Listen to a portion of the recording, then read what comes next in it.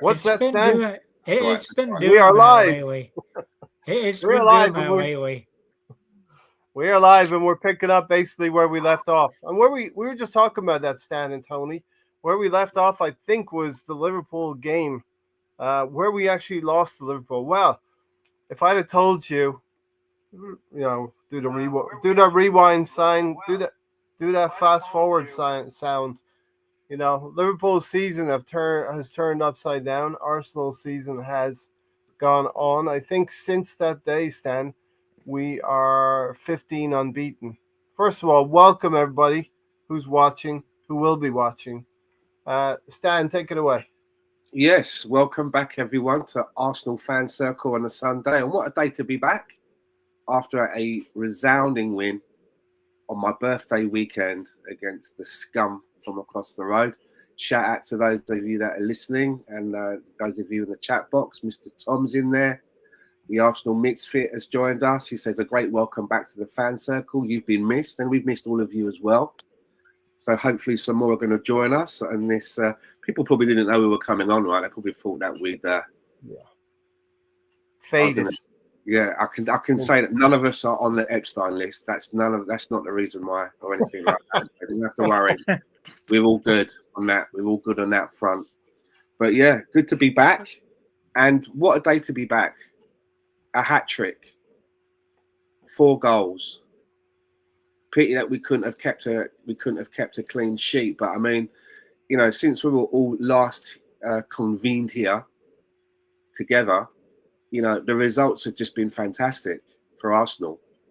And the thing that I want to say is, and this is probably the first time under Tony, you're making me feel so seasick with all that movement. Sorry. This is the first time for me. All right, Riddy's back. Welcome back, Riddy. Good to have you in the house. We're glad to be back. But for me, this is probably the first time since Mikel Arteta has been the manager of Arsenal where this part of the season, and I was actually saying it even a couple of fixtures back, so it's quite early part in the season. This is the first time where I felt optimistic that we can go and win it. I'm a little bit more cautious. I like to keep my powder dry. I'm usually a little bit more cagey. And one of the main reasons especially the last few seasons where we've been coming second, even when we've had some really good spells during those seasons, I never believed that we were going to win it because I always thought that we didn't quite have enough. As in, when I mean that, I mean in the number count of who we've got available when we have injuries. Yeah, I thought that's always been something that's held us back over the last 3-4 years, maybe even 5 years, that we just haven't had enough in all departments. And to see the way that we're playing this season, where we've had a lot of key players out, even when we brought in a striker like Gyökeres, he didn't start banging them in straight away.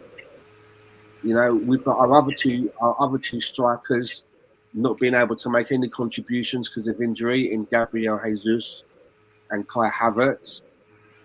But even when Mikel Mourinho stepped in, for me, when Mikel Mourinho is named, it doesn't bother me because I believe that he's going to be able to get in the mix of it when it does come to goals, whether it's an assist or actually putting it in the back of the net.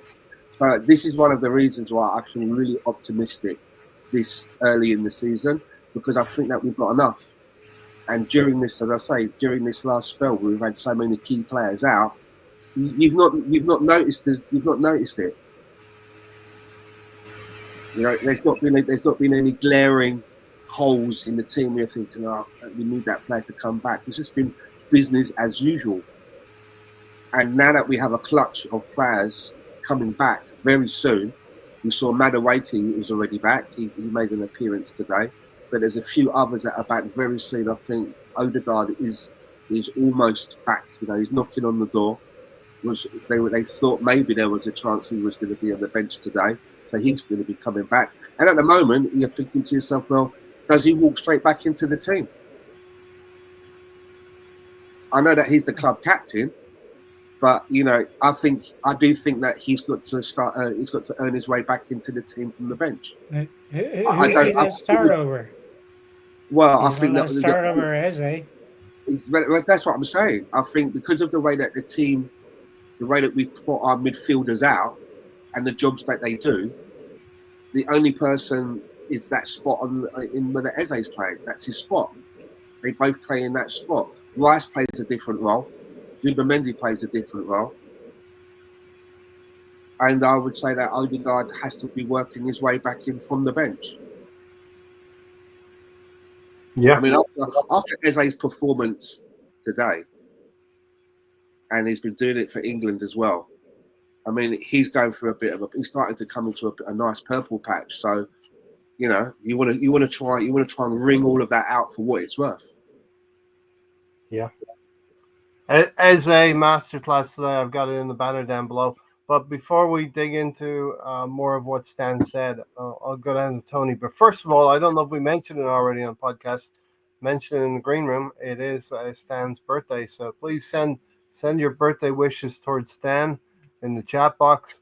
So he's definitely, you did mention it. It's your birthday, and you got that win, Stan. It's funny because Arsenal always play Tottenham in the calendar year. It's always around my birthday. It's either the day after or the day before or on the day. It's always around this time, so I always look forward to it. And it can even make or break your weekend, your birthday weekend, right? Oh, so I think my missus has just put it out, but she was relieved to see that. You know what I mean? That we had a big win because she knows that I'm going to be in a good mood. Well, Stan, and Tony, we haven't had many opportunities to be disappointed, angry, frustrated about Arsenal performances this season so far. It does make you think. Gunnar Glenn put a tweet out the other day. How did we lose to this Liverpool team? Well, I don't think we were as aggressive or cavalier at Anfield as we should have had. But without further ado, and we'll dig more into what you said, Stan, we'll give Tony an opportunity to get some words out there into the internet. Go ahead, Tony. Yep. Talking to Gary Monday on his show, he was talking about Bucharest has to figure it out. I'm like, no, Bucharest has had it figured out. It's been since Trossard came in that he's figured it out, that they need to figure it out with Eze. What does Eze do? He gets me a hat trick, making me seem very intelligent. Way to go, But Tony, Eze. he got us a hat trick. It wasn't just for you. It was for me. Your birthday. Tony said the decree down. You must score a hat trick or else. Or else Stan's birthday will be a disappointment. Yeah. So I mean, it happened, Tony. Right? Let's dig into Odegaard thing. When Odegaard comes back, as he's playing so well, Rice has kind of a dual purpose. He could be an 8 or he could be a 6, in my opinion. So if you're asking me, who's going to step aside in that midfield, and there's enough games in the season to have a rotation of sorts, Zubimendi would be the name on the top of my lips, Tony. For what? It might be Odegaard in the Fit Champions Odegaard League. in. It could be in the league phase of a Champions League. There's no way that's going to happen because if you think of the way that the three in midfield are set up, you've got the deepest player is Zubimendi. Yeah. Rice is now box to box. Rice is not a DM anymore. We may see him there again due to injuries, but he's now a box to box guy. Yeah. Which leaves that other spot as the more creative one. So the way that those three styles of play are,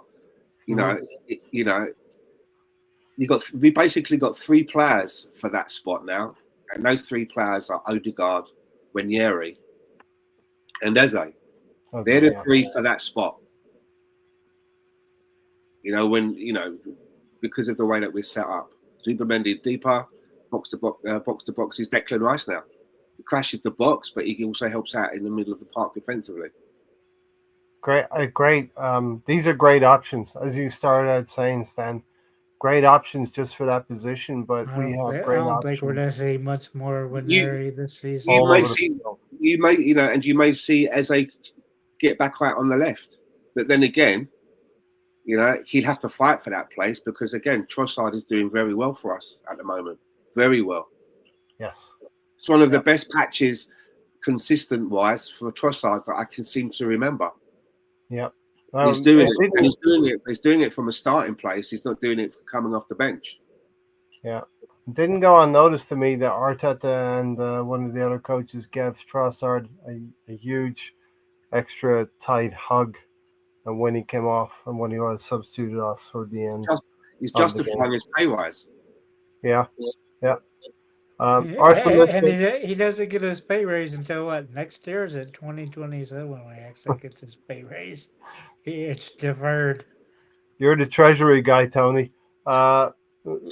Steven said, the Arsenal Misfit said, I'm feeling the same way too, Stan. I actually feel that if we had not played the slow, predictable Arteta ball that cost us a win at Liverpool, we could be looking at going invincible probably this season. But you have to remember, it was a piece of magic that got them a 1-0 win. Yes. It wasn't like we lost it 2-1, 3-2. It was that one piece of magic, and Set piece. Yeah. Mikel Arteta was, I think, thought it was going to play out for a 0-0 draw, but it didn't go that way. So we're going to talk about things that happened yesterday in the two big games yesterday as well, but also let's dig into this performance as well. And those two results yesterday have allowed us to feel hugely more confident. The main thing I'm taking away from this game, though, Tony, before we dig into the game, is we have to maintain the humility and the hard work that's gotten us into this position. Not feel like we have achieved anything yet. There is still 2/3 of the season to go, and we have to maintain a clinical, as if we're fighters in a ring and we dealt a couple of blows to our opponents, Chelsea, Man City, and Liverpool. We have to finish them off by being clinical and efficient ourselves each and every game. When we face, okay, next weekend we're going to have Chelsea away from home, and that's going to be a tough one. But if we face a team like Brentford away from home, that's the type of game where you have to double down and just keep picking up 3 points, Tony. And the name of the game, I think, will be one game at a time, one day at a time. Right, Tony? Whoa. It almost looked like two rays for a second. Where Alonso's door was. We click the two windows that have doors behind them to prove that you're not a bot. Or an archway. I got lots of archways. A Spanish archway. Go ahead, Tony. Listen, I think it's about having humility and hard work now. Continuing to pick up wins as we go along. It's hard to get too excited about this because I forgot how long it's been since we lost to them at the Emirates. It's been ages. I forgot how many days it is. It's insane how long it's been since we've lost at home to Spurs. So the 2-2 draw, notwithstanding a couple of years ago, that yeah, was but annoying. I'm just talking about a loss that we haven't lost to them. Yeah. Listen. I'll bring Alonso in a second there. Ray really picked the perfect day for the Sunday show comeback. Timed that well. It was just happenstance, really, that things freed up for me a little bit to start getting into this on a more regular basis. Someone tell Alonso we're only 20 minutes into the show. He's making an exception today. So sorry, Ray. Hey Stan, hey Tony. How you guys doing? All right. Hey, Hello. pal. All right. So yeah, I was at a pub place watching the Arsenal beatdown of Tottenham. But yeah, good to be here. That's why I'm late. Pretty good to be here again with you guys. I missed being on this podcast, so I'm able to. I had the day off and able to spend time with you guys. Yes. Thoughts Want to expand the thoughts on the game then, Alonso? Yeah, I mean, look, when we got Eze, I think I remember the day that we signed him. He was rumored to go to Spurs, and I knew all along that he was gonna. I knew in my gut feeling that he wasn't coming to Arsenal.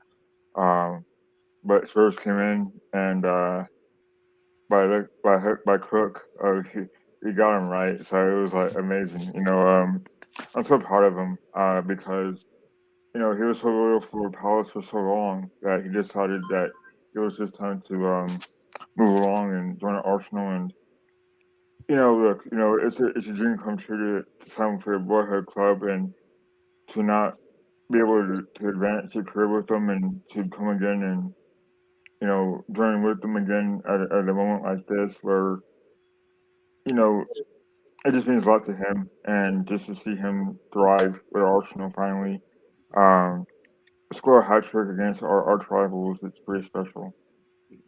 Yeah, let's dig into that, Stan. I'll go to you first, Stan. Um, Eze, the storyline of Eze, I think it's just a story of perseverance, right? And keep working hard, and good things will happen in the end because he was released by Arsenal a number of years ago and made the whole journey back to the Emirates. Well, you're probably thinking as well. He's 27 in his career, right? They say that when you get to 27, you're kind of at your peak.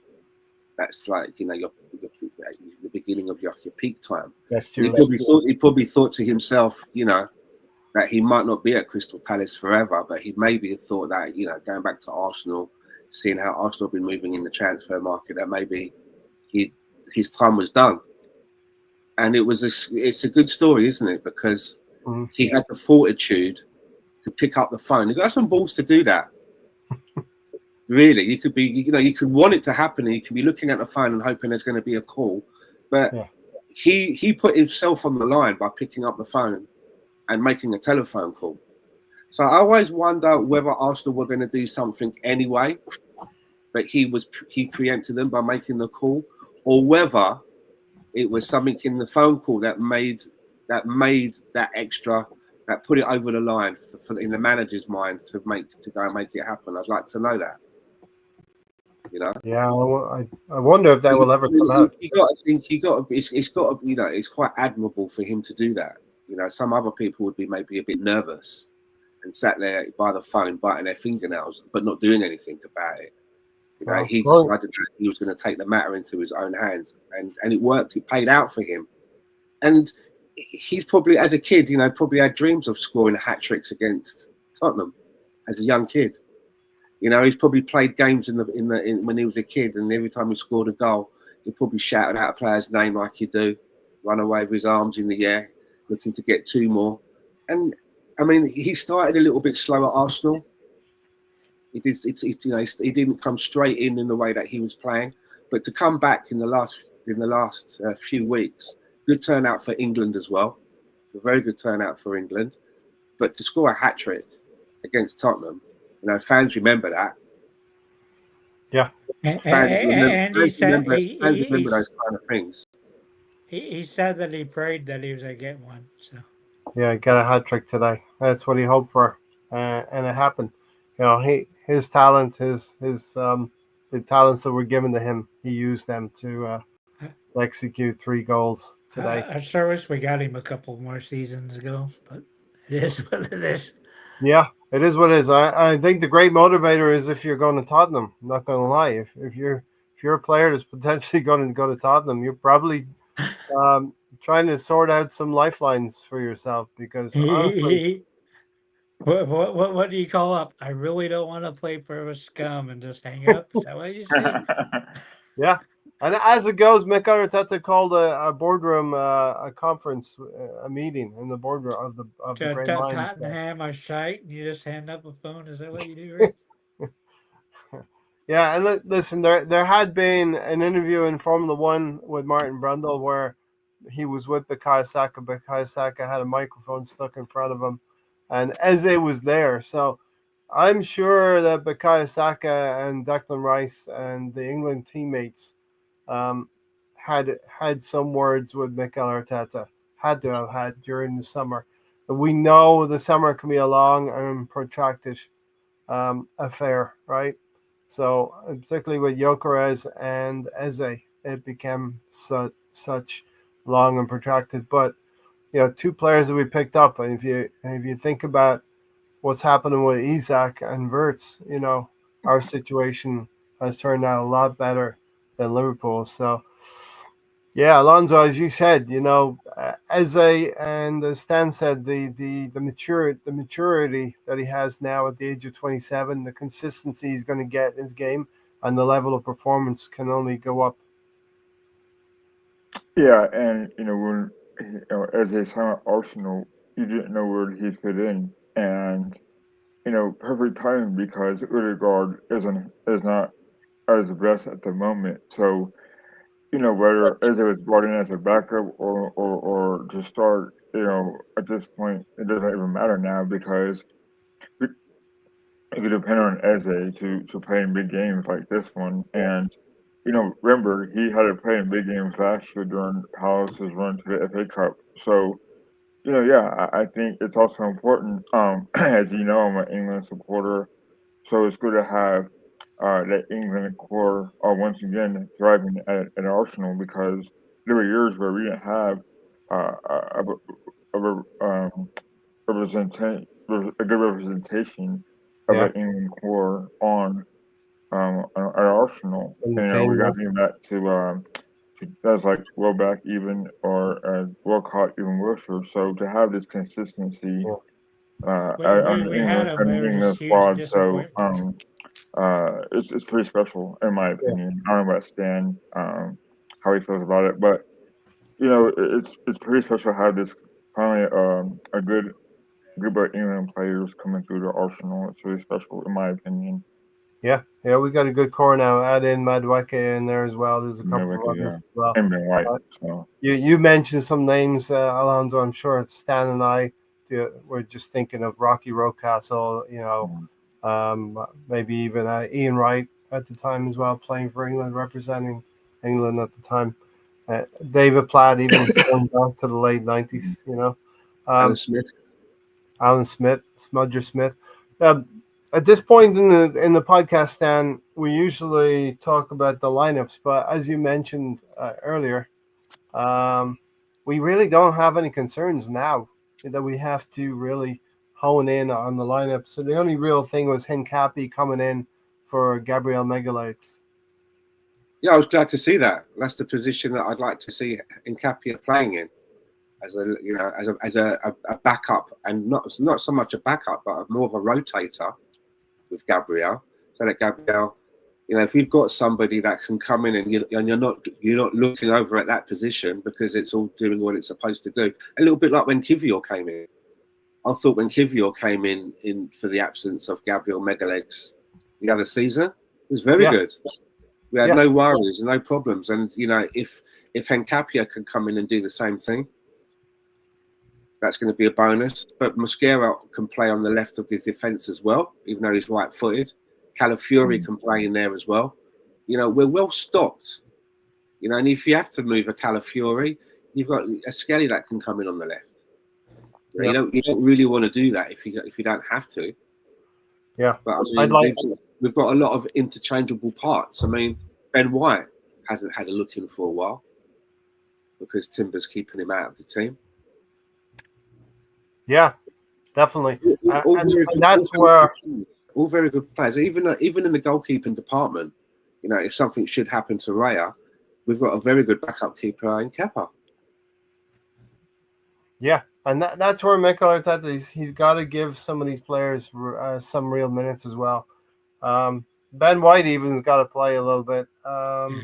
Just looking at the subs bench here, Come on, you both did refer to his name correctly. It's Benjamin. Benjamin He White's likes got to being called play. Benjamin. Norgard, I'd like to see Norgard get some games, get some minutes as well, because what we've seen with Liverpool yesterday was Arnie Slot continuing with Szoboszlai at right back and not playing something like Joe Gomez, but that's their problems and not ours.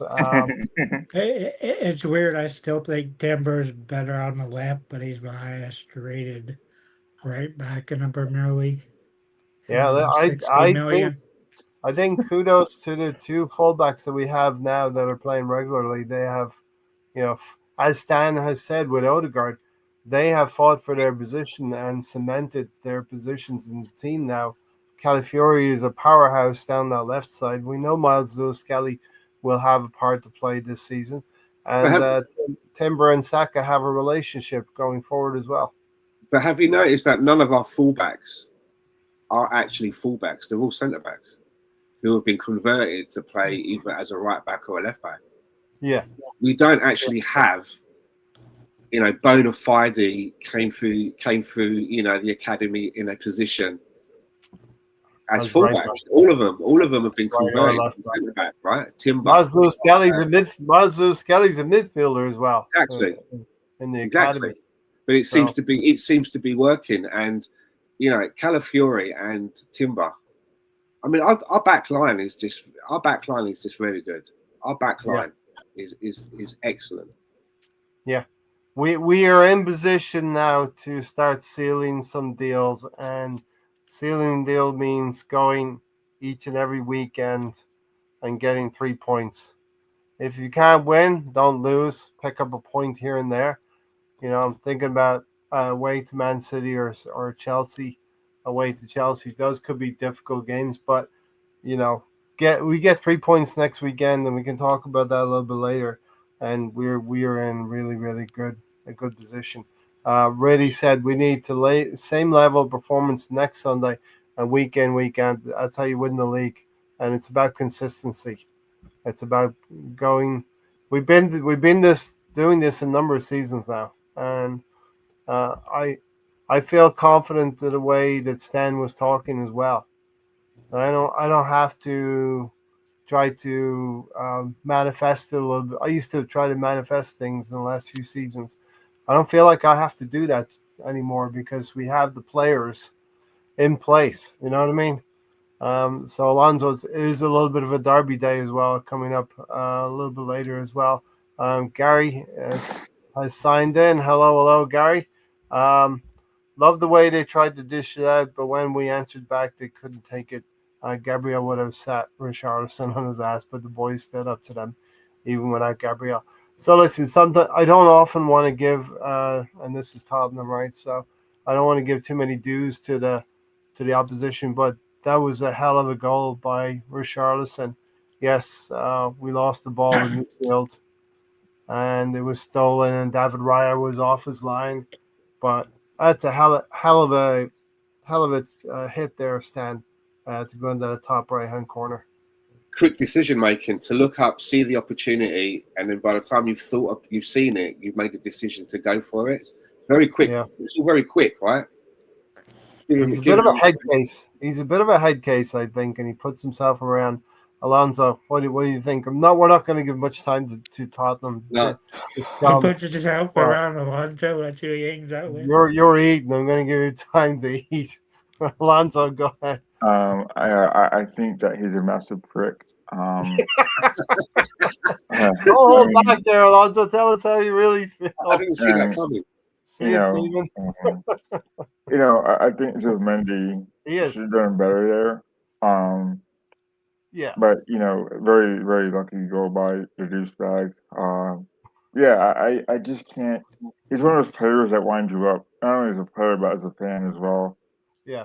And he just does his bonehead stuff to wind up players up to get carded. And to be fair, he didn't do much with that. So today, at least. But yeah, it's a player that you despise. It's like a player that you despise because he. Get in there, Alonso. I get the feeling you don't like him, Alonso. I just don't care for it, and he's just an awful player that thinks the world of himself. And so, yeah, Gary, we're given a momentary. Sounds like Alonso. You might not want to participate, Gary. I'm just hyped up because the Eagles will play the Cowboys tonight, and they're gonna win tonight, right, Gary? That's for later, Alonso. I don't know who it was, so Gary's on the right team for now. Right now, I'm sure a little bit later, It's different. It's all different. I don't know why you put that crap on your hat, but Because I'm gonna start off with you, Gary. That's why. So, hello Gary, there. I don't know if you want to Good to participate, see Gary. you. Good to see you. Good to see you. Everybody.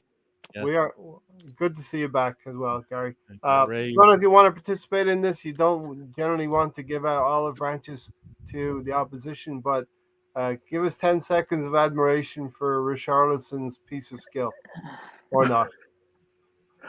I don't even hear a word. Everything you said before, whatever you were saying, it just went blank. Like no. Sometimes you just got to put your hands up and say. They get nothing. No. All right. Hey, Gary, No, they get nothing. No, we're not giving them anything. That's fair. Listen, I'm disappointed we gave a shot on target, much less a goal. Come on. Tony. Gary, can you give me kudos? Because I said Bucharest isn't the one that needed to figure out. It's always one. It was as a. What is wrong with you? This. What is wrong with I you? didn't say this. Tony's like, validate me, please. Validate me. No, you don't get no Gary, validation. That was a stupid take when you said it, and you said it again. He got 3 damn goals, Gary. Come on. Hey, we get goals from everywhere. All right. You can't stop one. You got to stop all of us, and nobody can do that. You don't know where the goals are coming from. Today Take us through that first one, Gary. Take us through the first goal from Trossard. That was just a nice. I mean, that was the pass. Is that right? That was the pass from Moreno, right? Yeah.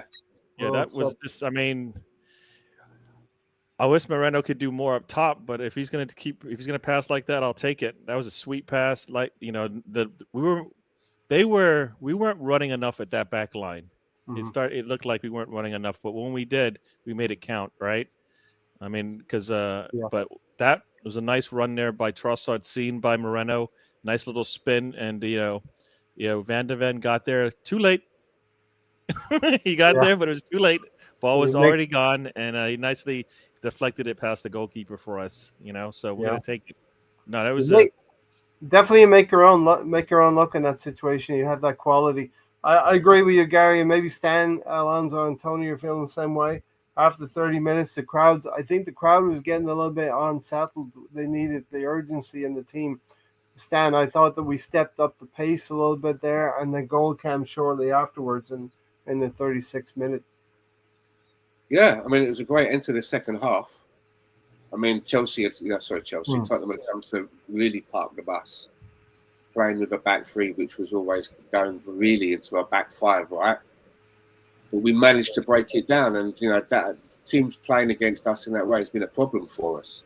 I mean, that little the effort that Rice missed with the scoop ball from Eze. Was it Eze? Third minute. Yeah. No, is it Eze? Yeah, that scoop ball over the top. We're finding ways now how to get through these teams that are just trying to low block us all the time. He needs to show Odegaard how to do that scoop pass. Hey, Captain, come on over here, Captain. I'll show you. It was on target, but the keeper managed to get to it. Very close chance. Yeah. And then, Rice really should have finished in that situation. You get a scoop ball. It's up on a volley. It's perfect. It's the type of thing you want to do in the park, like 12 yards from the goal. You want to smash it into the corner. And then talk about Marino. We mentioned Marino, right? He's got some skill. I mean, he's a midfielder as well as a forward. Is he a forward? Is he a midfielder? I don't know. But, he can supply a ball to Trossard in that situation. Beautiful ball. And Trossard had been looking for that play a moment before, and then he finally delivered it. Great piece of skill from Trossard to collect it. He's complete opposite to somebody we used to have. You used to have Colonel Mustard that had the spatial awareness of a traffic cone, and now you have Mourinho that is good about finding the right places on the pitch. Might not be a striker, but he definitely knows where to be. Knows where the goal is sometimes. Yeah, he does. And that's where we're not really worried about. If Gyökeres is injured, Havertz is injured, we're down to Mourinho. Definitely a better option than Eddie Nketiah. Sorry, Eddie. Um, but that's our third choice striker, and he's proven himself in this calendar year, starting back in January or February of this year. Um, great finish from Trossard. Have the awareness to take the control of the ball, Tony, and take it down, swivel, and get the shot away. Yeah. And I think he used to play striker earlier on in his career, didn't he, for a while? Yeah, the false nine.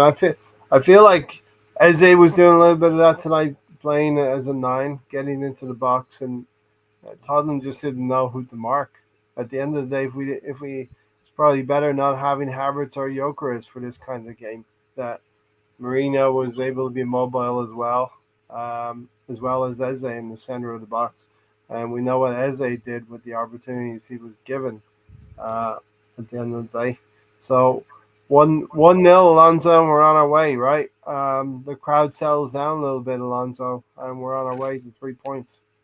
Yeah, it seems like Charizard. Sometimes he gets a bad. I don't know. His Rob? people have opinions about him that really don't seem to be fair. Though I was talking to my friends today when I was hanging out with my mom and our friends and whatever, and we talked about how Charizard, no matter what, is going to shoot the ball. He may miss, but more chance than not, he's not afraid to take that shot, right? And today it kind of showed on why how he is important to us as a player. He's not afraid, and we need that. I think in recent years Mm, we've kind of missed the mark on that. So I think that's where I think the difference between himself and maybe Gabriel Martinelli is. yeah. Um, and so I think we needed that first goal to show that we are out for it. And once we were in that zone, we completely took over the game, and I think it kind of showed that we were the superior team at that moment. Even before that, I think it was hard to bust on their end because that's what seemed to work in the past. But I'm hoping that this we figured that out and then we can go on from there. But that being said, the first half was just unbelievable to me. Yeah, as Reddy said, shades of Freddie Lundberg and Trossard turn and finish. I can see what you're meaning. Dennis Bergkamp to Lundberg was a link up and very similar to Mourinho and Trossard today. Um, Garrick, the intensity continued then. I think Declan Rice was everywhere, and he breaks up a clearance for the second goal. A quick pass to Eze. And what I love about Eze is his directness, Gary. He's willing to just take that shot. Something we've lacked it maybe in the last couple of seasons in this team. Yeah, well, I'm gonna say because he's my favorite player, and where he has the some similar qualities in Yes, terms of getting that ball out for the yes. shot. So Eze is more I guess more experienced, and he's come in with the more responsibility, so he gets to show it a lot more. But yeah, no, he just like this. I think these are the types of things he was doing at Crystal Palace. He just was gonna. I think it was just a matter of time before he caught up to the Arteta system, but we knew he had the shot in him. I mean, he's shown that, right? I always go back to, and I sound like a broken record. Go back to that Newcastle match, right. He just didn't get the right whatever. He couldn't to not score. He put the ball pretty much where he needed to be, but they were standing on their heads, stopping him. But today, you know, gradually, eventually, he was going to get the goals, and that today was his day. Yeah, and I guess you guys were talking a little bit. Like for me, it looked like after that first 10, 15 minutes, we got stagnant, and Mm-hmm. either we're going to let the game come to us, but I would have liked us to force it a little bit more, because they were And going to that get didn't they happen. were going to get a little confidence, if we slow things down, right? But Yeah, that didn't happen to the last yeah, 15 minutes of that half. For yeah, me, after the 30-minute mark, you're right. I think after 10, 15, it went a bit quiet for another 10 or 15. And then we went again. I think we stepped up another yeah, gear. You know what I mean? We, yeah, Um, we find those periods too often in these games. It's like we want to play down to a competition, kind of like Liverpool. I don't think we're playing down to them, though. Do you think we're playing down to them, or we just get like Control. you got to be on for the whole time, and I guess they just take their foot off. But I don't think we play down to them, right?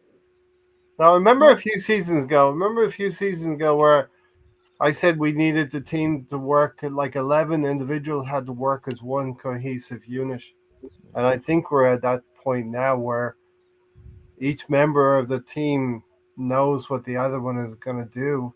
And they're collectively either talking about it on the pitch, or they're collectively able to up the tempo, up the pace of the game, to where Tottenham couldn't live with us. When we went probing and putting balls into that box, Tottenham could not live with us. And somebody like Declan Rice, who's going to squeeze the space a little bit and not give Tottenham a way out, that we were able to engineer those two opportunities then at the end of the first half. Those are my thoughts anyway. Any one of you four want to jump in with that? That's what I think. The team is maturing in a way that they know, okay, let's set the tempo now. We can increase it a little bit. And maybe it's something that's coming off of the coaching field as well, that you have that. They have the knowledge now of being able to break teams down, break the low block down. We struggled with that a couple of years ago, and I think they know now how to do it. Obviously, is that something to do with the new assistant? Could be Heinze. Yeah, Gary Heinze. Some people say he's the reason why we lost. We lost the lead in the Sunderland because he was listening to him. So I don't know who you listen to. Yes and no, right? Supposedly he's the one that made us make that move to bring in with the more defensive help, and then it didn't help out, and we lost the lead, right? So yeah, and for me, I'm not saying this on the back of what happened today, but for me, the mistake in Sunderland was taking Eze off the field. I thought they should have taken Zubimendi off the field at Sunderland.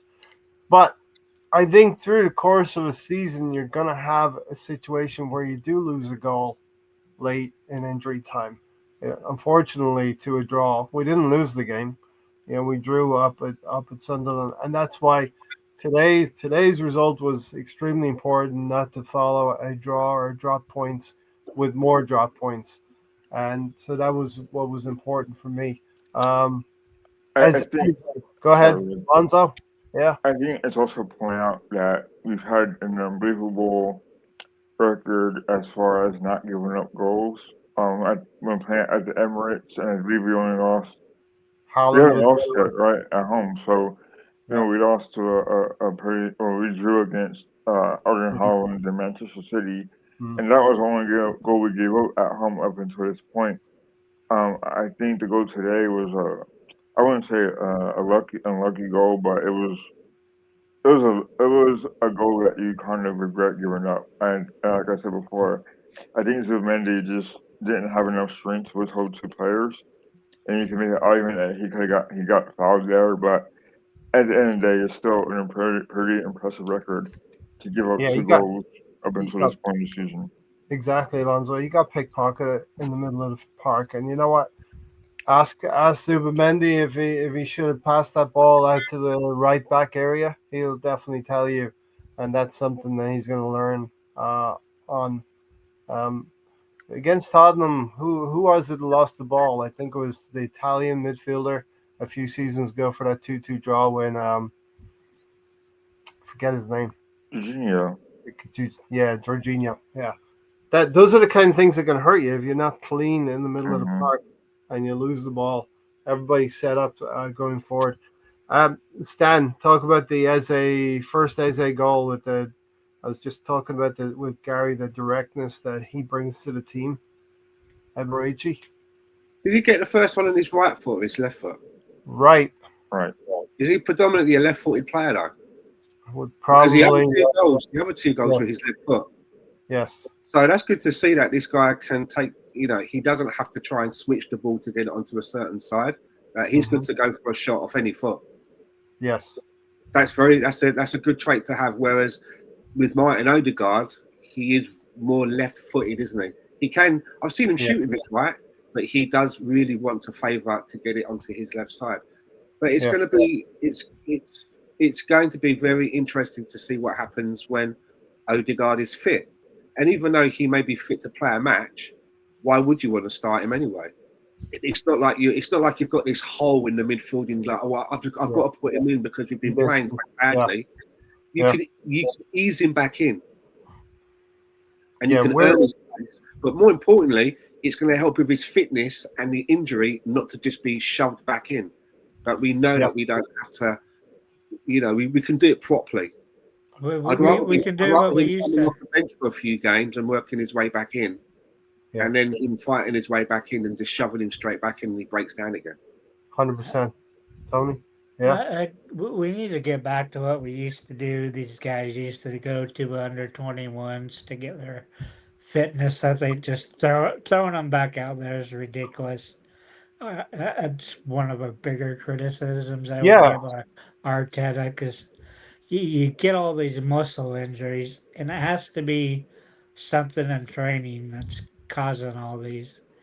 You get it with Gabriel. If they weren't playing in London, he wouldn't have been playing. Odegaard with his shoulder, right? That's just a bad fall. You can't kind of legislate for falling and landing. Exactly. Tony, I have a question for you. If you get a job with Arsenal FC, are you going to be part of the injury department or the treasury department? I think I'm good enough to do both.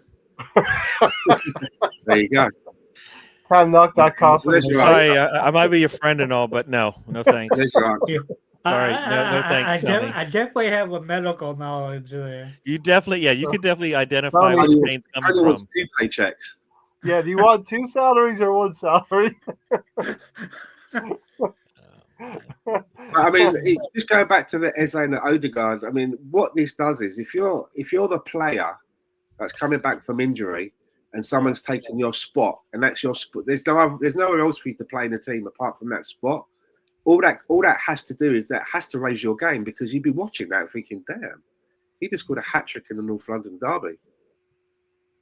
That must raise your game. That must make you a better player. So this can only bring even more out of Martin Odegaard, because he knows that when he gets minutes, in the law of the land, it should be up to him now to show why he should be being picked.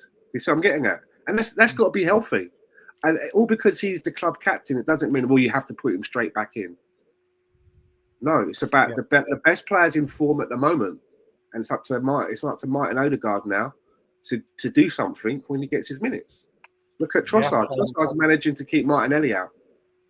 And I think we've mentioned it in the first 45 minutes here of the show back, that we now have the squad capable of allowing, Havertz to be injured since the start of the season and not really missing a beat. Gabriel Magalhaes get injured, unfortunately, during the interval. Jesus, who will just come back. It's probably to be sold in January. You know what I mean? Odegaard and Victor Gyökeres, who, we could have. I feel like they were saying Gyökeres could have maybe gone today, but better to err on the side of caution. Keep him back for another week or so, and be ready for the next 2 games that are coming up. Yeah, and also, it's not like Moreno isn't capable of being a playmaker, at least, because he did have an assist today as well. So he's more than capable. He might not get the assists, he might not get the goals every game, but he's still a presence. And if the other guys can score goals and give assists, then we shouldn't worry too much about missing Gyökeres and Havertz, because it's worked out so far. So 100%. I was gonna say, I kind of felt like we were talking about Odegaard and Eze. I mean, I think they're just 2 totally different players, the way that they play. But the one thing that, if like Eze's got a spot in the starting 11, right? Odegaard probably will as well, which just means Trossard's out at this point in time, all right? And because we miss Odegaard on the press, but Gyökeres has shown that he can do it as well, right? And then then we saw what happened a little bit when Rice gets into the mix as well. So we just have a lot of answers. And if I think if Gyökeres had started that dull period, that 15 minutes of dull period, he would have been the one maybe drawing a little bit more attention and to the center there, because every time Saka would get there, nobody was turning to the near post. I mean, he had nowhere to go with that. He had to go back. And that's, I think, one of the things I think that I've seen Gyökeres is starting to do is that he knows that once Saka gets that ball, he's looking to go there. Nobody goes. He's controlled enough to figure out and do something else with it, right? So, and I think Gyökeres will. He creates a problem in that middle there. Moreno, his first instinct is always to stay back a little bit as a central center forward, but a midfielder. And we're always waiting for him to show up. Right? That's what's interesting, right? Different players are going to give you different looks and different things. Like Gyökeres is going to want to get into that 6-yard box, whereas Mourinho is going to want to go to the edge of the penalty area, and bring a Trossard or a Saka in. Of course, question on that, right? Because you're both describing two kind of different styles of play. Where when Gyökeres is playing, you can always you can see who is the tip of the team in the squad when he's on the pitch. Whereas when it's a Mourinho, sometimes he's a little bit deeper, and then you've got the wingers coming in to take up more central positions. What style of play do you prefer out of those two styles of play? Because personally, from what I've seen over a period of time now, is I prefer the style of play when it's not a Gyökeres being that final tip. I think that we look more dangerous. Better. I'm not saying that I can't see what he's doing for the team or anything like that. But I'm asking for the style of the play and what we have going on. For me, it's a little bit more exciting in the way. Here's what I say to that. I enjoyed that period of time in the Newcastle game when you had Erdegaard and Gyökeres on the pitch. We looked really dangerous in that, and that was early. That's still early. I think that's early on in the, figuring this thing out as a squad thing. Mm-hmm. We're much better now than we were then, right? Mm-hmm. So for me, and that was all three. That's all three of those players we're talking about. They were all on the pitch at that time when we were teeing off on them, right? And I like to feel like, yes, they could all work together, and that would be just as dangerous as what we saw today. All right. Yeah, there's going to be very many variables, as Gary said. That was away from home, where maybe Newcastle are attacking. So there's a difference when you're playing away from the Emirates and you're playing with the Emirates. Then you throw in a wrinkle of Gyökeres or Mourinho, right? When you're playing in Newcastle, you have Odegaard, Gyökeres, and Eze. You've got some room to attack into, I believe. Which is why I like Havertz, because if you were to have that lineup today and take out Mourinho and put in Havertz, he's kind of a little bit in between what Mourinho does and what Gyökeres does. He's somewhere in between it. He's neither wedded to one or the other. And he's one of the players that I think are more excited seeing come back into this team. Very, very interesting, because we'd say Gyökeres is 6-yard box, right? We'd say Mourinho's on the edge of the penalty area, and then we maybe say Havertz is on the penalty spot. With Gyökeres, it doesn't matter what time of the game it is. If you pause it and look at the screen and say to someone which one's the striker, it's always you can tell it's him. It's in the same. But when it's not him, it's hard to. You can pause it and go, okay, now which one is the striker? I know what it said in the lineup, but this is what I'm happy about that though, Stan, because we're not gonna. Nobody's asking Gyökeres to run the channels or go by the corner flag. He knows where. That's exactly what they're asking. Stan, would you be looking at this differently if you got what you wanted and I wanted, most of the panel wanted?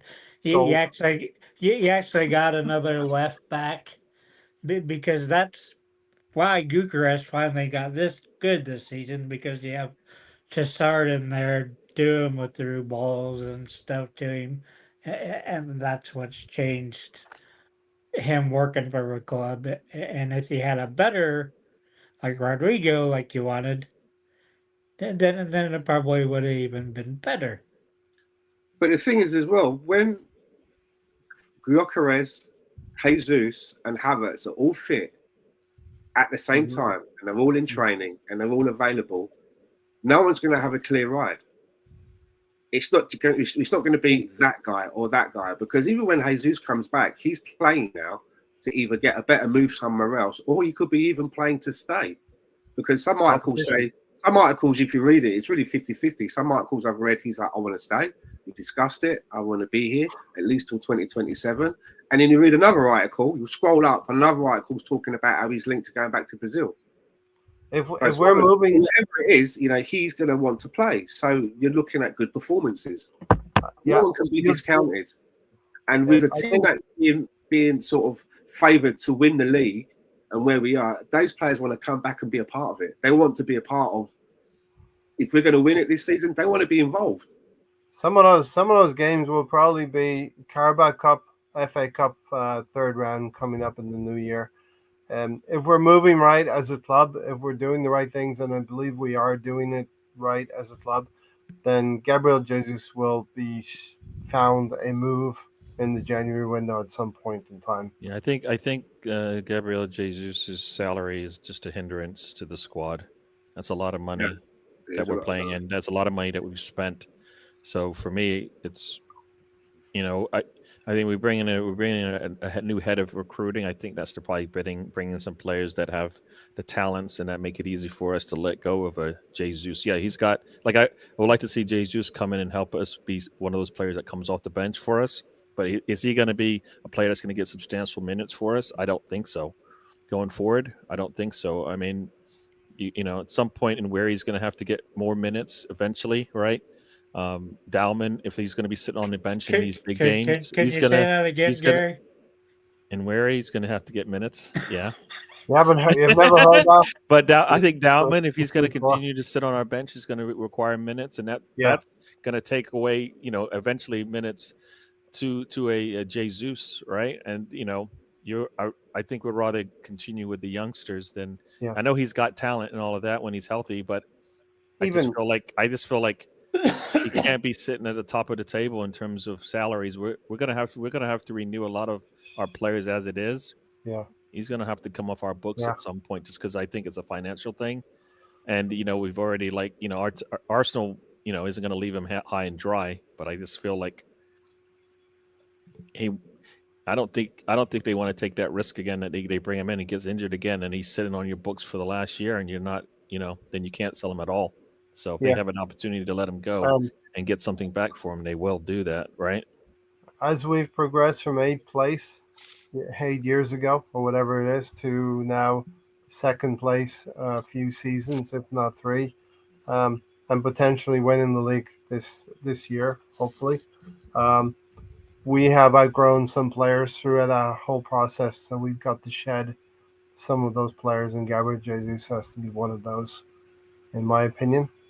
I still thought we paid over odds for him, paying $51 million. Well, yeah, he could have signed a free. There's another job for the Arsenal Museum as well, the archives. I mean, why couldn't, if we do get a decent offering of 30 million, why couldn't we take that, and then we could have then we've still got, Mourinho can play there. If you have to break the emergency glass, you've got Gyökeres, Havertz, but you've also got the young kid, Anus Harriman. That could maybe move him up the pecking order a little bit. Yeah. Have him on the bench a little bit more often.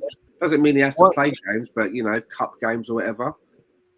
We're in a situation as well now where we have to have Andrea Berta do the last part of his remit, which is get some good money for bad players going out the door. Well, if you win trophies, they're not considered bad, right? Correct. I mean, that's the whole part of this thing. Yes. If you're coming off, a couple of trophies, some of the big trophies, your players are worth a little bit more, and Jesus would be looked at differently. Definitely. 20, 25 million, 30 million, as Stan has said. And I do think if he goes back to Brazil, he would have to take a wage cut, for sure. because they don't pay them kind of wages, man, in Brazil. Stan, we had this conversation. I think he'll go to a Premier League team before he goes to Brazil. The likes of a West Ham or Everton. a Brentford, some team Well, like that one. Everton. Wolves. Okay, 2-0 at halftime. Building momentum in the game to get to 2-0, but also building momentum in the season, going potentially 6 points clear with the minimum fuss. And Alonso, that's what you want, right? You want to win these games. Title-winning teams rack up 3 points with what would seem like the minimum amount of fuss. The game's won in the first half, pretty much. And if not the first half, 46 minutes is won. Yeah, it seems like seems like the plan was to win, right? It's always has to be that case, right? Especially when you play Tottenham at home. But I didn't see as this one a hat trick. Of course, you're motivated to kind of embarrass your team, right? Because that's what Arsenal have to do. They had to win by large margins in order to be champions, or at least if they're going to win a close game, they should squeak it out.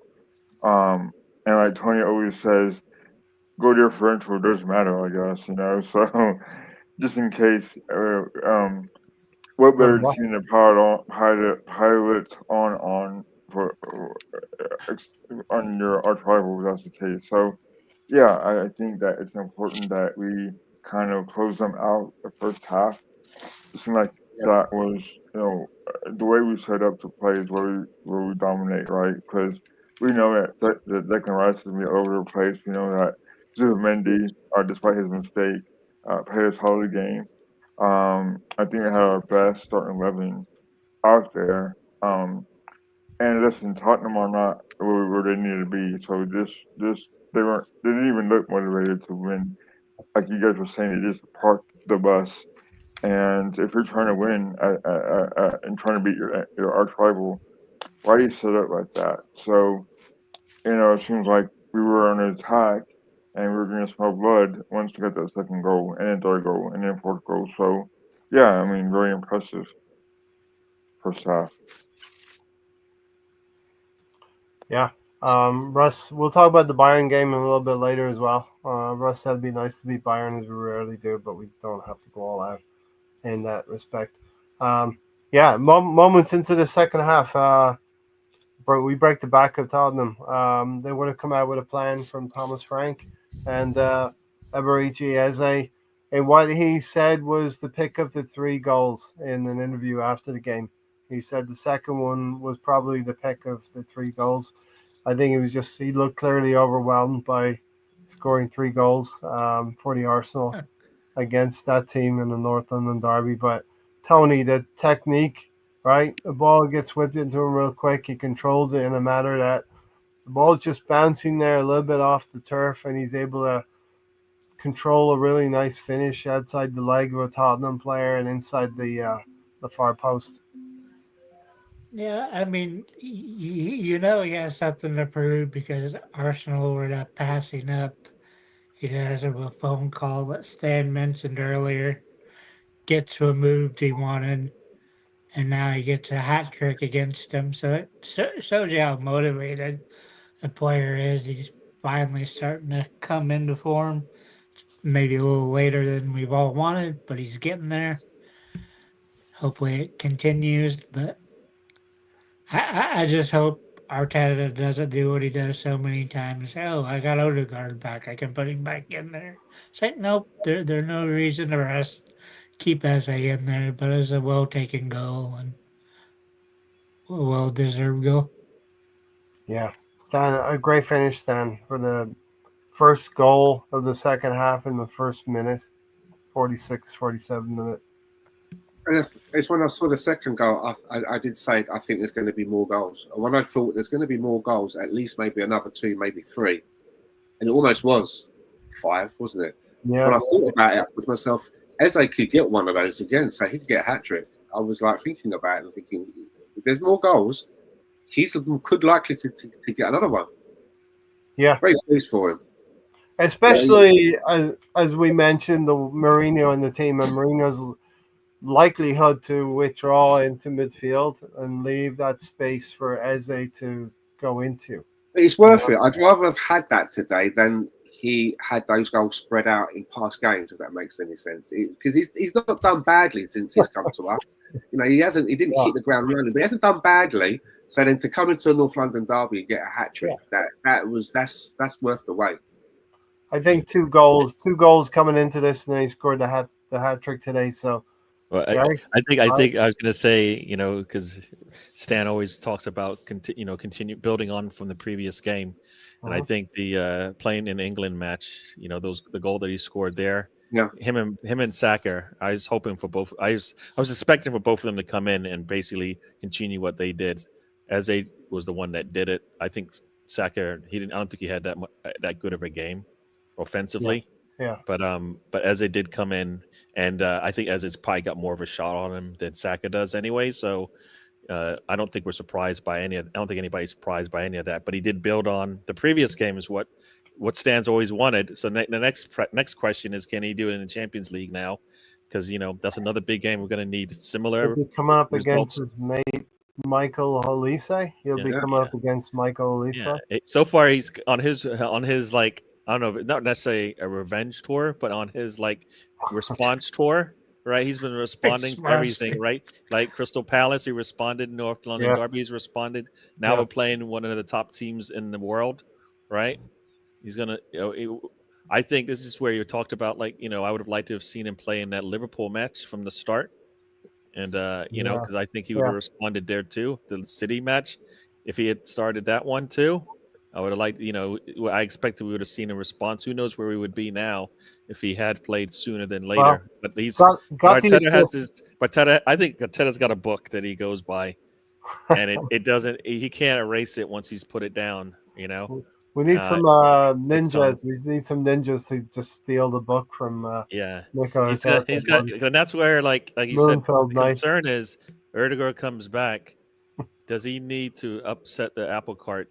Or does he just need to let the team build as it has? And then, I think he'll play. If Erdegaard is healthy and ready to go and back in form, he's going to start for us, right? I don't think any of us feel like he won't start for us, right?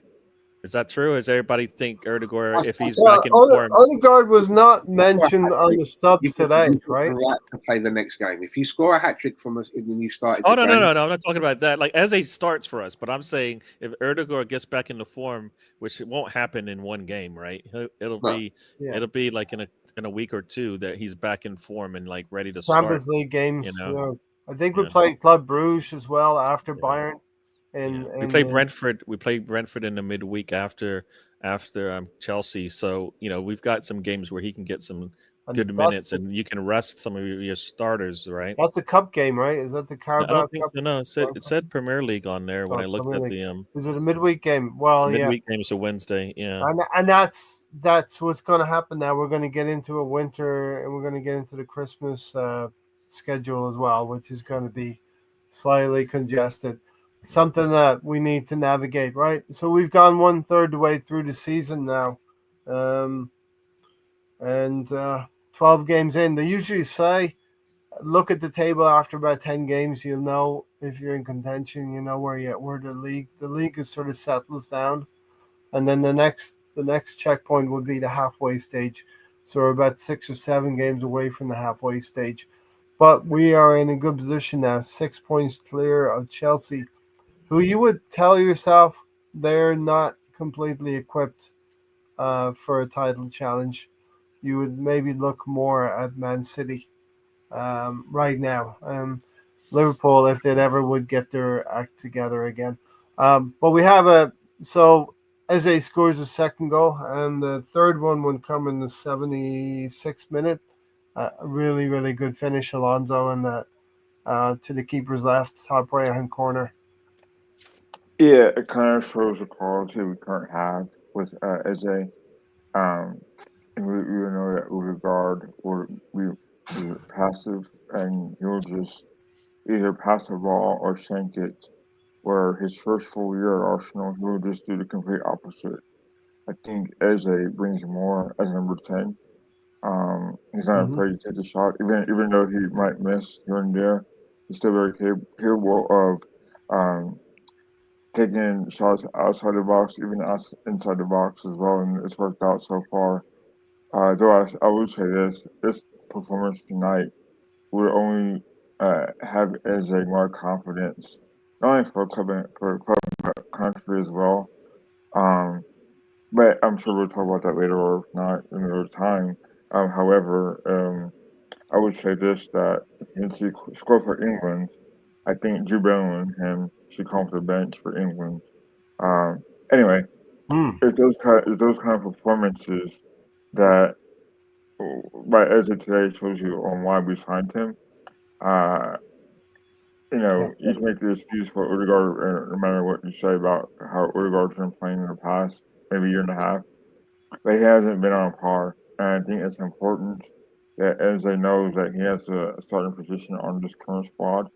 And why put him on the bench now? I think Gary had mentioned this before, that your captain doesn't have to play every game to make an impact. So, I think Saka has done a pretty good job, and as well as Megalex, just trying to be captaincy until Odegaard's fit and healthy.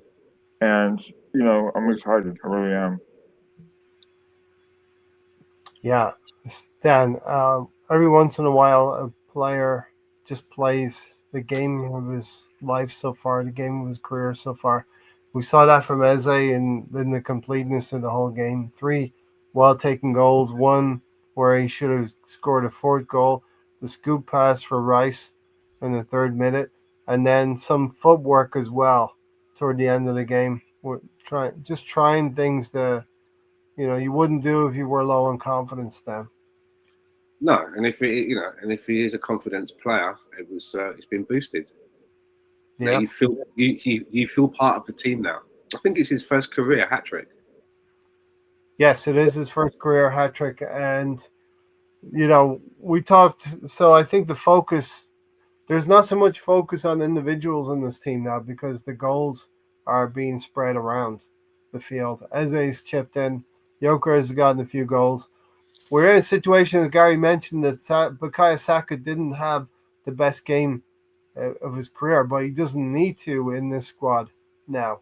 He's got the backup. He's got the coverage behind him, and some of the things that Bukayo Saka would go through games and have, blood on the back of his calves. His players would go right through him.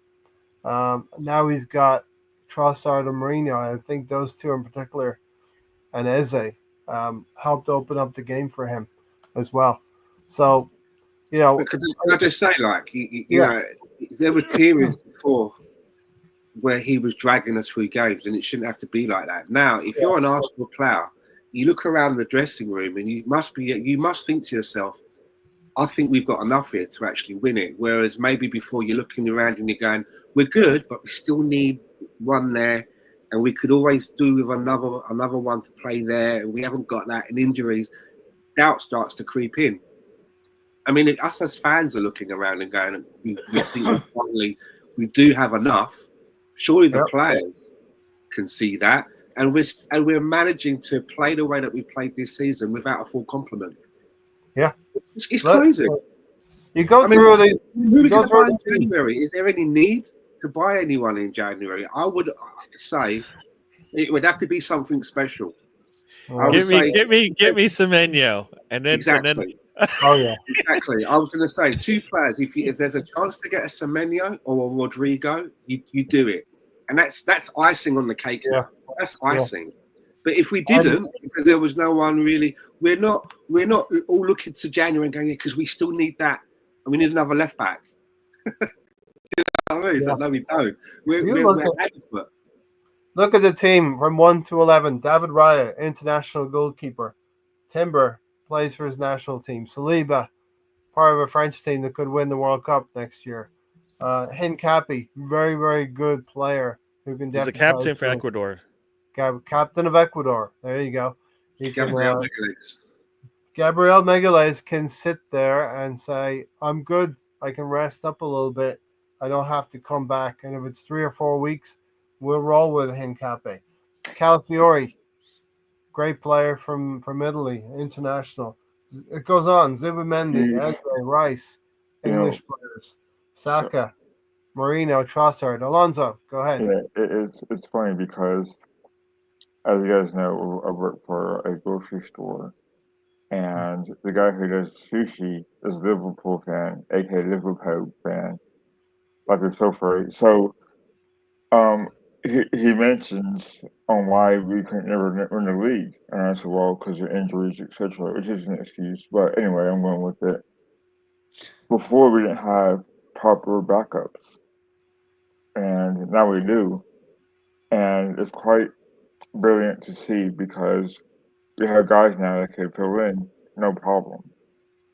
But it's funny because my friend, who's a Liverpool fan, he says, "Well, yeah, Liverpool are just prioritizing the Champions League because he thinks they're gonna win it." I'm like, "Nah, man, nah, you ain't got it figured out yet, man." So anyway, that being said, I think that Andreas has done a good job of prioritizing depth, but not Mhm. just any rank off the street. He's wanting policy and depth. And Gasquera and Cape has done a good job. And even Newgard, when he Scary. plays Yeah. Yeah. and no name Menweke, So I think the best we have yet to best to see of Menweke. But I think it's been a class signing so far, and it's proven in games in the past and today as well. Yeah, we have to put our. We thought Liverpool would be the challengers this season. We thought they would be, and we looked on a little bit in envy with Isak going to Liverpool, thinking, well, that could have been us if only Eze wanted to come to us. Look how it's worked out, though. I mean, Eze, not Eze, well, Isak, right? Look how it's worked out for Isak. He's gone from a counter-attacking team, maybe in Newcastle. Maybe they're a counter-attacking team. It's debatable, right? To a Liverpool team who have most of the possession. And Did you happen to catch the new spelling of his name? no, ISUC. I suck. Isak, I I suck. suck. Isaac, Very good, very good. we would like Um, to eat that. very good. I mean, Arnie Slot has not been able to make that work with the fullbacks. Who I, I thought Kirkes had a lot of fanfare behind him. Not real solid defender. Frimpong can't. They've got some injuries. A right back Frimpong's been injured. Um, they bought Ekitike, who's a good young prospect, and doubled down by getting Isak and Verts. And when maybe it didn't make sense, but they could brag about it. Well, look how Did, it's did, worked out now because we spent maybe less money with more players that has made sense to our squad. You know, it's just did, funny how did, things work out, right? do you think those having those two separate transfer windows might have hurt them? No, I think it was separated by what, a week or 2 weeks. I don't think that, I, for me anyway, I don't think clubs thought about that summer window as like two separate windows. You know, it's it's an interrupted window. Yeah, but they sure got them in fast though. Yeah, They're they got Verts in fast, and they waited for Isak till the end of till the last day. To the And point where I and they didn't let think he would Diaz go. move at the end. Huh? And they let Diaz go as well, which I thought was Yeah, I extra. think Yeah, I think I think Liverpool just made too many moves. significant moves that they really and they didn't go from what we can tell didn't go out there and get the best of class in any of the positions as of yet. All right, Wirtz is Yeah. supposed to be one of the top in the world. Doesn't look like it. Isak we know is really good, but hasn't been able to get back. Frimpong doesn't look like we brought in Hincapie. They could have brought him in and used him. They should have went out and got Gahey when they had a chance. They didn't want to get him. right? They really wanted to get Isak over Gahey, and I think Gahey's that would have made a bigger difference Big difference. in general, regardless of if Isak was healthy. Because I Yeah. think Kanate is suspect on that defensive line, and I think Van Dijk is just getting old. And he got, sometimes when it happens fast, right? Like they need him to stand up. Like if Van Dijk was the player we saw the last 3 seasons, right? Right? Yeah. Yeah. Kanate's problems have been his injuries. He's always had injury problems. I don't think he's better than Saliba. So I think No. people were saying that he's up there with Saliba as one, and Yeah. and then Gabriel and Van Dijk is the top center backs in the league, and I don't know about that. And then he kept starting over him in the French squad forever. So. Yeah. So Liverpool's in a crisis now. That was their problems. Man City. I've been telling my nephew, the Man City supporter, that's a 2-man team. Stan, that's a 2-man team. You got Donnarumma as a goalkeeper, a really good goalkeeper, and you got a really good striker in Haaland. What does Man City have in between that? You know what I mean? Nothing. They've got decent players, but not like. Are they looking around the dressing room like the Arsenal players and saying, "Yeah, they can win. This guy can win it for us." You know what I mean? He does seem to never stick with the same team on a regular basis either. Pep. The lineups always seem quite very different each time. Yeah. In the midfield. And he went after Bruno Gummy Bears in a kind of a something on the pitch yesterday as well. What was going on? Pep Guardiola and Bruno got into it a little bit.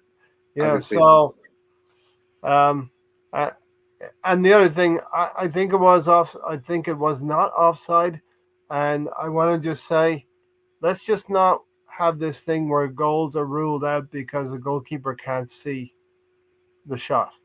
Do you know what I mean? Yeah, I think it's ridiculous. Can he not move himself into a position where he can see? He's just like rooted to that particular spot there. Yeah. It's like goals should not be ruled out because the goalkeeper was unsighted. Yeah. Hang on, I was going to say, if that rule was in about 8 years ago, can you imagine how that would have affected David Ospina? Yeah. He's tiny. He'd never be able to see the ball. Yeah.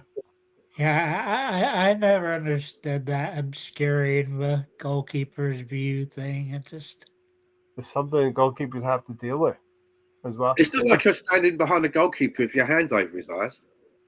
Exactly. I mean, it's like one of those. Then why can't he move into a position where he can see? That's up to him, isn't it? That's down to him. It's not like he has Saliba or Gabriel behind him. It's like those free kicks, Stan, Tony, Alonso, Gary. It's like those free kicks that are put into the just wide of the back post, right? So that the goalkeeper has to wait at the last second if somebody gets the faintest touch, like a header or something, right? The goalkeeper can't commit to the ball until he's sure it's going to come through, or if somebody's going to get their head on it. That's just football, and I think we can't pander to these things, these nuances in football now. What happened to iPhones doing the offside thing? we never did get iPhone. We never did get it. Well, they're showing the technology afterwards now, like minutes later, Anyway, here's the thing that has struck me as well. Man City and Liverpool are coming into this PGMOL stuff because they are where we were a couple of seasons ago. They're not scoring enough goals to separate themselves from bad decisions. I think the referees will make inconsistent and bad decisions at times. And we've insulated ourselves. Did you notice all of our goals today were from open play as well? Yeah. Open play FC. Open play FC. Those goals counted, Stan. The others didn't. No. We lead the league. We're tied for the league in goals scored and goals against right now. So we are number one at the top for the goals against. So nice. Yeah, there's nothing really they can complain. They can't. There's not too many holes right now. And what are we, like, fifth or sixth on free kicks? Somewhere in there. Well, yeah. I know. I think we still have the most set piece goals or goals on corners or whatever it is. So we do lead the league in goals in set piece goals this season. I think it's 8. Okay, so 6 points there at the top. Alonso, you got something? Yeah. So I think it's kind of cool that we ever since like Arteta's taken over, seems like we've had this balanced scoring, which means that we're getting goals from all over the place. It's not just one player, and I think that's what also kind of sets our club Arsenal from the rest is that we don't need to depend on one goal scorer per se. Everyone is up for a goal. Everyone can score a goal, or at least today, multiple goals. So that to me is quite impressive as well, where we're sharing goals from everywhere, and not just one player or two players like some of these clubs. If you take one of these goal scorers off a club, right? They won't be able to be as high up the table as they are right now currently. So I think that's also to be noted. I think that's pretty cool as well. Like we don't need to have Saka scoring every game to be successful. We don't need to have Trezor scoring every game or Rice or Eucharist scoring. So it's kind of quite an accomplishment as well. We do have 26 league games to come, and you would like our strikers to get over 10 or 15 goals as well. But if you're going to have games where the opposition are going to say put two of their players on your main striker, say Gyökeres, with us it's like it doesn't matter. That doesn't snuff out our game. There are still opportunities to score goals coming from all over the place, even from mega leagues. Yeah, we used to be in that situation where if you shut Saka down, Arsenal's not scoring very many goals. It used to be there not too long ago, just a few seasons ago. Yeah, pick your poison. Which way? How do you want to lose? Yeah, we got answers for everything. I like that, Gary. I like that. No, I mean that's pretty much how it's working right now, right? All right, what's happening for Bayern and midweek on Wednesday? And listen, Gary's probably having a show tomorrow. I'm going to try and maybe floating the idea of a Thursday night for him on Wednesday night, just so you know, because there is a Thanksgiving. There is a thing called Thanksgiving here on Thursday night. So just to mark your cards on that. Gary, what's happening Wednesday? What kind of team do you think we should put out? Do we rest some of those players? And because there's a big one next Sunday. Sorry. Yeah, I think the Chelsea matches is pretty important to us. I know. Yes. I mean, we're not going to not try to win. Yes. But if there's any players that we could, take out, like I think Hincapia looked like he was limping coming off. Right. So I don't know, because he did look like he was a little bit oof, and I don't, I so that's one player. That's one player. With putting Mascara in there? Mascara, I think would be fine. I mean, if he can play at Anfield on on seconds notice, I think he could play home against Bayern Munich. So that will give us an answer, right? So we'll have to just play with 2 left-footed defenders, which I know isn't what some people like, but I think I think we have answers there. Otherwise, I think I don't know how you plan for the Chelsea match. Who do you pull out? You know what I mean? Yeah. Because personally, I'd like to play as many of the starters we can. Well, I'd have to say do some sort of rotation. I'd save Calafiori and give Miles Lewis-Kelly a game against Bayern Munich. I would say that's going to be tough. Who's he going to be going against? Because that's not. I mean, I know DS is out, but who is that? Well, I'm not particularly worried about matchups, but if you wanted to rest some, I would do that. I would do some of that. You know what I mean? Personally, I don't think we should be doing that thing where we leapfrog the Bayern game to look ahead at who we're going to start for Chelsea, because I think that both of these competitions are equally as important.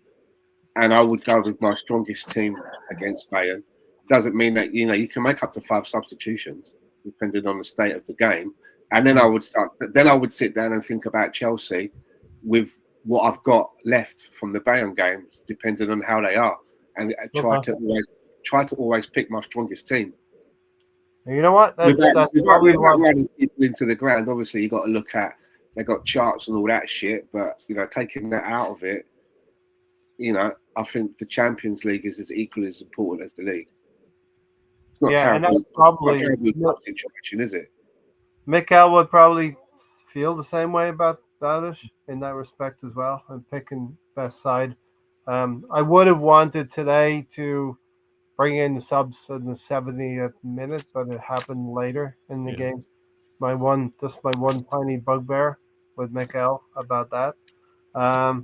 But yeah, I think there's a lot of what Stan is saying is correct. So you might have 1 or 2 changes Wednesday to Sunday. Alonso looks like he's ready. Yeah. So I mean, back to you guys were saying about resting players and all that. I think that it's important to have maybe rotation in a Brian game. I think that it's important. In my opinion, I think that Chelsea game is very important.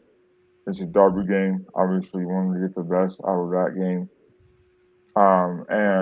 Or if you're gonna play people in Brian, it'll be Brian Munich because, listen, in my opinion, I think Ben White needs playing time as well as Odegaard's coming back from his injury.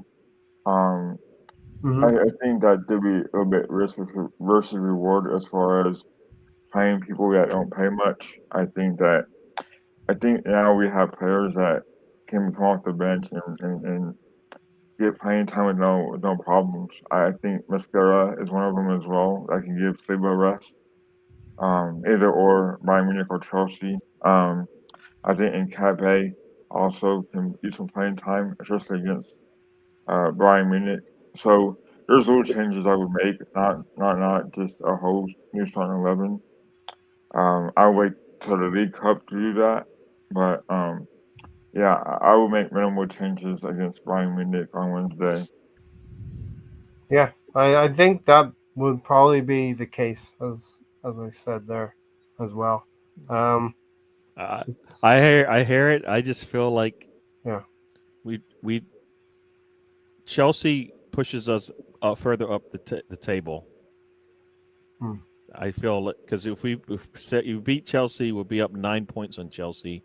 No matter what City does, we'll be 7 on. City wins, we'll be 7 on them if they continue to win. Don't even know how far Liverpool are now. And Liverpool 11th place. 11th place, but they're in the bottom half of the table. Liverpool are. Yeah. I just think we need to consider rotating one, just like I said, for more because I don't want the burnout. We're gonna have to get the squad. Like even if that means somebody comes out at halftime or something. I know Arteta doesn't usually like to do that, but I kind of feel like we need to manage the players for this 3-game stretch. Yeah, and as you said, Brentford's coming up the next Wednesday after, but it is a home game. And I thought Aston Villa were having a bad time of it. Unai Emery seemed to turn that around. Commiserations to Tom today with Leeds as well, with Aston Villa beating them. So, listen, I think we might start to put the wheels down a little bit and land this thing soon, knowing that Gary will have a show tomorrow, and there'll be hopefully a Wednesday night that we can get together as well. Stan, undoubtedly, can I have your man of the match nomination, Stan? I know it's going to be very difficult to pick this player, but I'm asking you to put a name in the hat. Well, I think it's unanimous, isn't it, really? I mean, when was the last time we had a player score a hat-trick, let alone one of importance against your rivals? So, yeah, I mean, Eze. That's it. Gary, do you have a difference of opinion? No, it's easy. I mean, usually do. Hat trick. It's just been 50. It has been 50 years since we've had a hat trick in a North London derby. Yeah, it's crazy. This is his first hat trick in his career, I believe. Yes. And this is his first, multi-goal game for us. I mean, everything he's done. It's Yeah, easy. It should be easy. Well, it should be easy, but I'm going to Tony next. I usually go for Brazilian, but he's hurt. So So you have to go for Eze, right? Just because there's no Brazilians yeah, in but the team. there's no Gabriel. So There's no Brazilian. Imagine there's no Brazilians playing in the team today. Um, and Alonso, I think we'll go with Eze, right, as man of the match. Yeah, I mean, what I an think you're incredible. leading the witness. I can't believe it either. Are you trying to switch names? So We my are name, back. We are back. right? For So sure. I think as a scoring a hat trick, like Stan was saying, like scoring a hat trick from intro position against an arch rival for your boyhood club, his story to me is still remarkable. And he showed his worth today and his talent. And I've always thought highly of Eze ever since at Palace, and his run there during the FA Cup, like I mentioned before, was pretty cool to see. However, he's at Arsenal now, and what a player we have. The fact that he chose us over Tottenham on that day was pretty shocking in a way that it was just so surreal as a fan. It's almost like when Ozil came to Arsenal in 2013, I think it was. So anyway, but yeah, it was a great day. I mean, to beat Tottenham, have a hat trick hero, um, and yeah, it was just an amazing defensive display as well. So yeah, great day to be alive. Yeah, definitely. 15 games unbeaten, 13 wins, 2 draws, and the Arsenal keep rolling on till the next few games. Uh, all right, we'll leave it there. Stan, Gary up top, the two defenders at the back, Alonso and Tony. Oh, Keep go Eagles, by the way. Only 2 draws, right? We're not trying to Go, break a record this year. Hey, we gave up a shot on target today. I'm disappointed. go, give Birds. up a Come on, goal. Gary. The shot on target is where it starts. They Yeah, can't score if they put a shot on target, and they put well, one on today. that one's on Zubimendi, unfortunately. You know what I mean? Yeah, I think a lot of people are saying that both him and Araya are to blame. I think a lot of fans are saying that. It starts with Zubimendi. You expect him to be able to hold on to that ball Yeah. in that situation and either get it out there before he gets taken away from him. So I think he Uh, was on the ball too long for sure. The whole thing with David Raya is that we do ask him to play on the edge of his box. There was a goal in the Champions League last season in Spain that we But conceded. don't you think he comes out too fast sometimes though? You Yes. think that he didn't come out too fast in that situation today? I said sometimes. I Gary. mean, Zubimendi is running from one side of the pitch to the other, right? And he's trying to get past two defenders. I don't Yes. think it was one of those. You bring up a scenario that didn't happen today. Happened last week. Well, he's still happened the going to week bring up a before. scenario. He's still going to bring us scenarios. You know what I mean? Jamie O'Hara can hold that.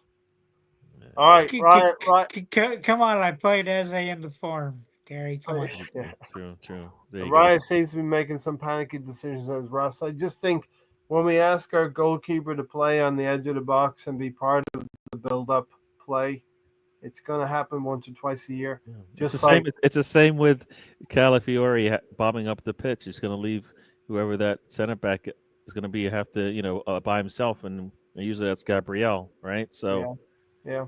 It didn't really matter today, right? But yeah, that's the way Arteta wants to play. All right, indeed. It's a bit different. Well, Different if we see any difference on Bayern on. Let's bring it home this season. Let's bring it home so that in May we're talking, maybe in April we're talking about a league title. And as Stan said, let's not just prioritize the league because we have the players available to us that we could do as well as we did last season in the Champions League, or even go a step or two further than that. But we want the Champions League Ray. It's why we Well, did what we did. Join us Wednesday night. Hopefully, we can talk some Champions League, Bayern Munich as well. Remember that Wednesday night. So that if you're watching it the next morning, it'll be Thursday morning, or join us live for that. Until then, thanks everybody for stopping by again. We are more regular now. We're eating more fiber. We're more regular and all that stuff. All right. Ray, Take care. We're out of here. Bye. quit while you're ahead, Ray. Go Quit while Eagles. I'm ahead. See you Wednesday. Stop Thanks, that. Dan, Gary. How about them Gators? How about them Cowboys?